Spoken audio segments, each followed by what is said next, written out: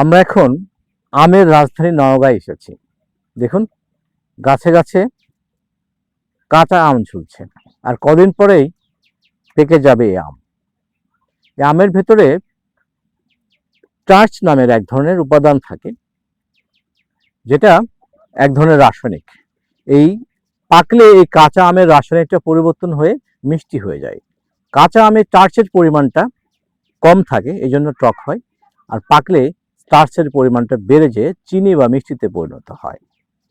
কাঁচা আমের অনেক উপকারিতা রয়েছে। এই যে এখন যে ভীষণ গরম, দেখুন এই যে ঘেমে যাচ্ছি, এই গরম থেকে, গরমের যে একটা হিট স্ট্রোক হয়, এই হিট স্ট্রোক থেকে বাঁচাতে এই আমের, কাঁচা আমের এবং লবণের জুস যদি পান করা যায়, তাহলে হিট স্ট্রোক থেকে বাঁচা যায়।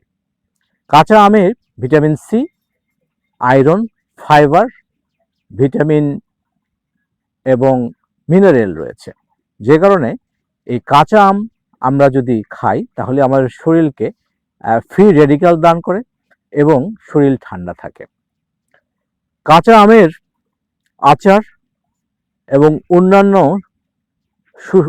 সুস্বাদু খাবার তৈরি করা যায়। অনেকে ডালের ভেতরে দিয়ে টক ডাল তৈরি করে থাকেন এই আম থেকে। নওগাঁর রাজধানী এই আমের বাগানে এসে, এই আমের দেশে এসে খুব ভালো লাগছে, কিন্তু সতর্ক থাকতে হবে। এই আমের যে আঠাটা রয়েছে, এই আঠাটা কিন্তু বেশ ক্ষতিকর। দেখুন, আমরা একটা গাছ থেকে একটা আম ছিঁড়ে সেই আঠাটা আপনাকে দেখানোর চেষ্টা করি। দেখুন, এই যে আমটা ছিললে এখান থেকে এক ধরনের আঠা বেরোয় আসে। দেখেন, এই যে আঠা চলে আসছে। এই আঠাটা যদি ত্বকে লেগে যায়, তাহলে সেই অংশটা কিন্তু ঘা হওয়ার সম্ভাবনা থাকে। তাই যতদূর সম্ভব এই আঠা থেকে বাঁচার জন্য চেষ্টা করবেন।